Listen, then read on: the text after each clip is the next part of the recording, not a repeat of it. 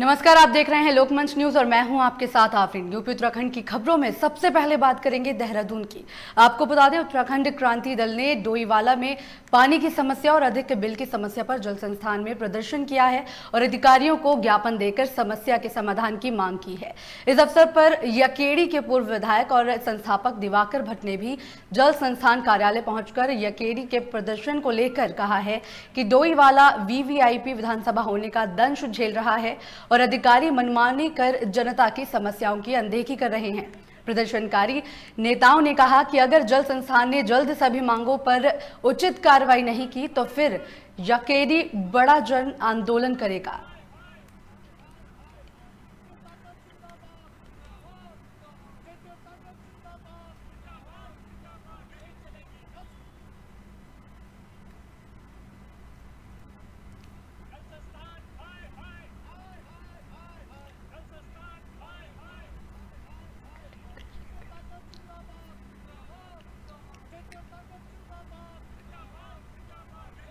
VVIP विधानसभा होने के कारण ही ये समस्याएं सामने आ रही हैं, क्योंकि यहाँ के विधायक जो माननीय मुख्यमंत्री जी हैं, पेयजल मंत्री जी भी हैं, बिजली मंत्री जी भी हैं, लेकिन क्षेत्र की समस्याओं को ध्यान देने के लिए उनके पास समय ही नहीं है। और ये लगा लीजिए कि पिछले 6 महीने से वो 4 बार क्वारंटाइन हो चुके हैं। यहाँ की पब्लिक का खुद ही कहना है कि अगर हमें ये पता होता कि यहाँ के विधायक जी, यहाँ के जो जनप्रतिनिधि हैं त्रिवेंद्र सिंह रावत जी, उनको अगर हम लोग वो अगर मुख्यमंत्री बनेंगे तो हम उन्हें विधायक भी नहीं बनाते।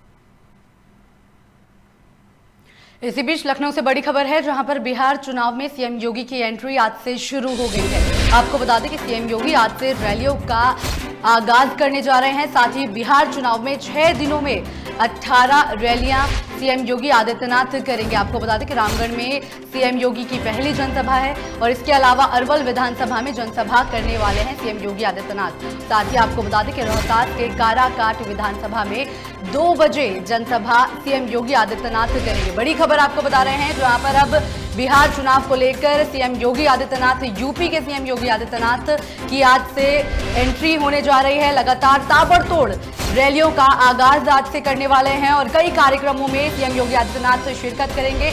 आपको बता दें कि यूपी के मुख्यमंत्री आज से 18 रैलियों का आगाज करने जा रहे हैं। रामगढ़ में सीएम की पहली जनसभा है। आपको बता दें कि बिहार चुनाव को लेकर बीजेपी ने स्टार प्रचारकों की लिस्ट जारी की थी, जिसमें सीएम योगी आदित्यनाथ भी शामिल थे, जिसको लेकर आज उनकी रैलियों का आगाज हो गया है। बड़ी खबर आपको बता रहे हैं कि अरवल विधानसभा में जनसभा भी सीएम योगी आदित्यनाथ करेंगे और इसी के साथ रोहतास के काराकाट विधानसभा में आज 2 बजे सीएम योगी आदित्यनाथ जनसभा करेंगे। साथ ही जीत का मंत्र देते हुए जनता को, साथ ही कार्यकर्ताओं को दिखाई देंगे।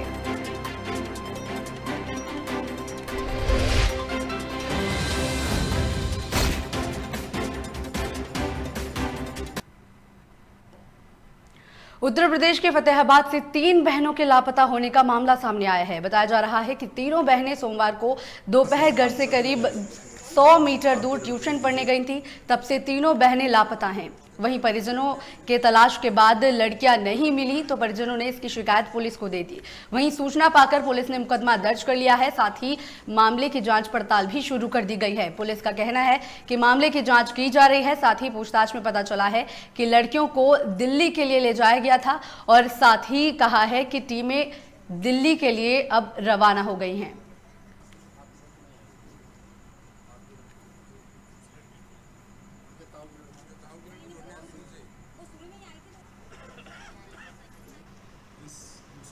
सूचना पे ही तत्काल जो है हम सभी लोग, मैं भी मौजूद था उस समय थाने पे, हम इंस्पेक्टर साहब और 3 टीमें हम लोगों ने लगाई।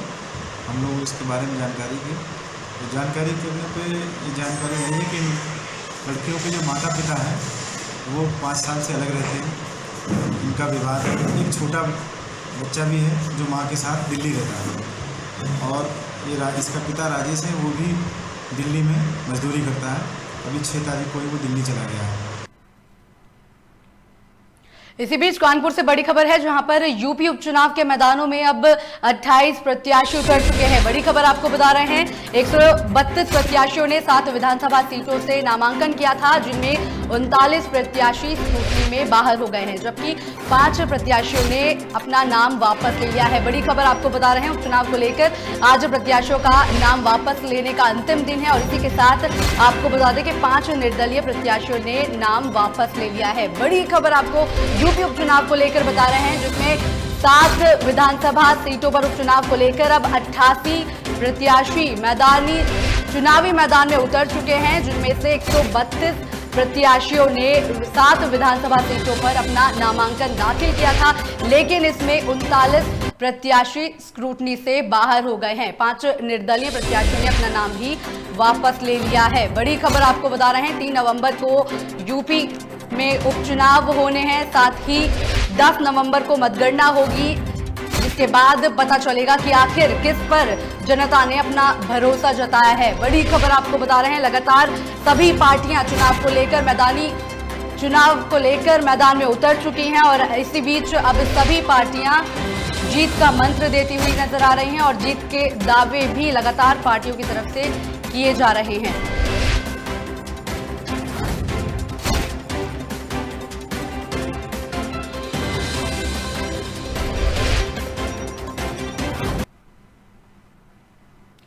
लखनऊ में सपा ने एक बार फिर बीजेपी सरकार पर बड़ा हमला बोला है। सपा प्रवक्ता अनुराग भदौरिया ने कहा है कि बीजेपी सिर्फ समाजवादियों के कामों का ही उद्घाटन कर रही है। अनुराग भदौरिया ने और क्या कहा, आइए आपको सुनाते हैं। भारतीय जनता पार्टी जब से सरकार में आई है तब से लेके आज तक सिर्फ समाजवादी द्वारा किए हुए कामों का फीता काट रही है। समाजवादी ने जो जो काम किया है उसका फीता काटने में भारतीय जनता पार्टी व्यस्त रहती है। 3.5 साल हो गए, एक काम भी भारतीय जनता पार्टी ने शुरू नहीं किया जिसको खत्म करके उन्होंने उसका फीता काटा होता। इसी क्रम में आज कैंसर हॉस्पिटल जो समाजवादी सरकार बना के गई थी, 3.5 साल से बना खड़ा था, आज उसका फीता मुख्यमंत्री जी काटने जा रहे हैं। इसलिए कहते हैं ना, समाजवादियों द्वारा किया हुआ काम आज भी बोलता है और भारतीय जनता पार्टी के कारनामे बोलते हैं। वो सिर्फ समाज के अंदर नफरत की राजनीति करते हैं, नफरत का विकास करते हैं। समाजवादियों ने अपने कार्यकाल में इतना विकास किया है कि आज तक उनका काम बोलता है, समाजवादियों का काम बोलता है और उसी क्रम में लगातार उत्तर प्रदेश के मुख्यमंत्री जी घूम घूम के उत्तर प्रदेश में चारों तरफ समाजवादी किए हुए कामों का सिर्फ फीता काट रहे हैं।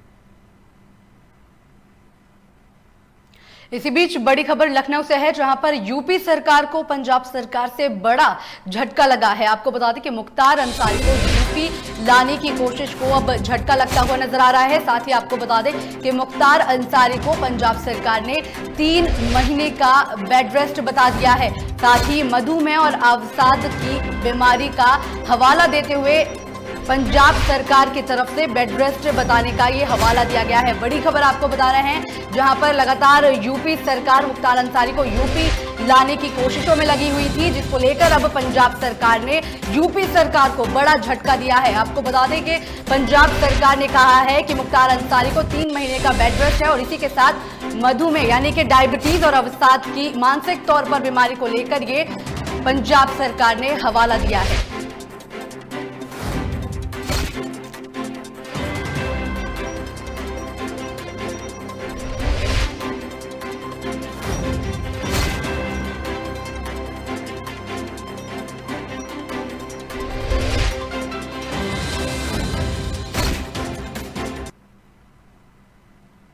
उत्तराखंड में 2022 के विधानसभा चुनाव के लिए राजनीतिक पार्टियों ने अभी से कमर कस ली है। उत्तराखंड में 2022 में विधानसभा चुनाव होने वाले हैं, जिसको लेकर पार्टी अभी से सक्रिय होने लगी है। लगातार कार्यकर्ताओं का एक पार्टी से दूसरी पार्टियों में जाना जारी है। राष्ट्रीय आदर्श पार्टी के कार्यालय में बीजेपी के कार्यकर्ता राजीव चौधरी ने अपने सैकड़ों कार्यकर्ताओं के साथ बीजेपी का दामन छोड़ राष्ट्रीय आदर्श पार्टी का दामन संभाल चुके हैं। इस मौके पर राजीव चौधरी ने कहा कि लगभग 400 से अधिक कार्यकर्ताओं के साथ उन्होंने राष्ट्रीय आदर्श पार्टी की सदस्यता ग्रहण की है। उन्होंने कहा कि जिस तरीके से राष्ट्रीय आदर्श पार्टी लगातार उत्तराखंड के मुद्दों को लेकर सामने आ रही है, जिससे प्रभावित होकर उन्होंने बीजेपी को बाय बाय कहकर राष्ट्रीय दल पार्टी का हाथ थामा है। पार्टी के राष्ट्रीय अध्यक्ष डॉक्टर MS कटारिया ने कहा कि पार्टी हमेशा जनता से जुड़े मुद्दों को लेकर आगे बढ़ रही है। साथ ही उन्होंने सरकार पर कई मुद्दों को लेकर निशाना साधा।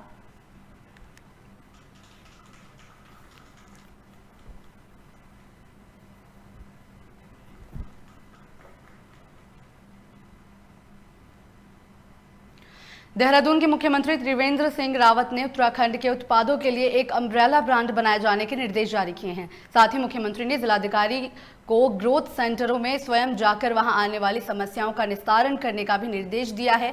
साथ ही उन्होंने कहा है कि इनके उत्पादों की ऑनलाइन मार्केटिंग की व्यवस्था की जाए और साथ ही स्थानीय बाजारों पर भी फोकस किया जाए। मुख्यमंत्री ने यह भी कहा कि ग्रोथ सेंटरों से जुड़े लोगों, विशेष तौर पर महिलाओं के आत्मविश्वास में वृद्धि हुई है। इस आत्मविश्वास को और बढ़ाना है।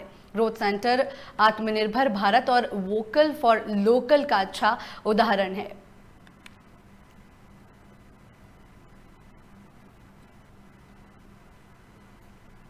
आज हमारे जो जिला प्रभारी जिनको पद दिया गया है, राजू चौधरी जी, हम आज राष्ट्रीय अध्यक्ष पार्टी में शामिल हुए हैं। 400 के लगभग समर्थक हैं इनके, उन सबको लेकर राष्ट्रीय अध्यक्ष पार्टी में आज शामिल हुए हैं। और एक जुझारू नेता रहे हैं ये अपने उसमें, इन्होंने बीजेपी में बड़ा अच्छा काम किया है और आज बीजेपी से बड़े निराश होकर के आज राष्ट्रीय अध्यक्ष पार्टी का दामन इन्होंने थामा है और अपने जो पीड़ा थी वो हम सबके सामने रखी और इसी बात को लेकर के आज हम लोगों ने इनका स्वागत किया है और इनको जिला प्रभारी के पद से नवाजा है।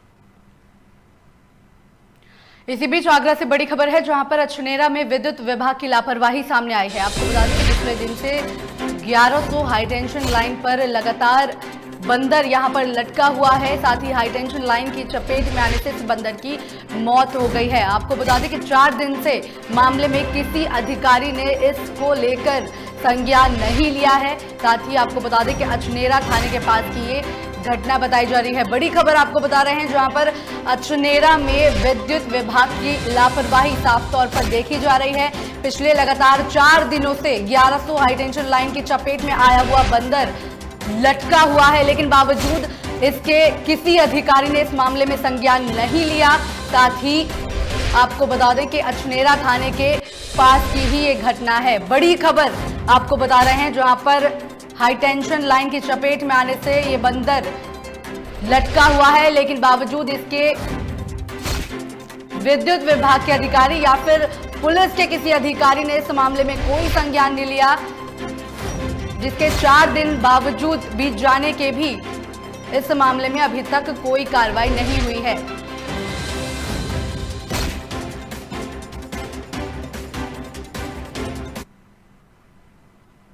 फिलहाल इस बुलेटिन में इतना ही। बाकी की तमाम खबरों के लिए देखते रहिए लोकमंच न्यूज।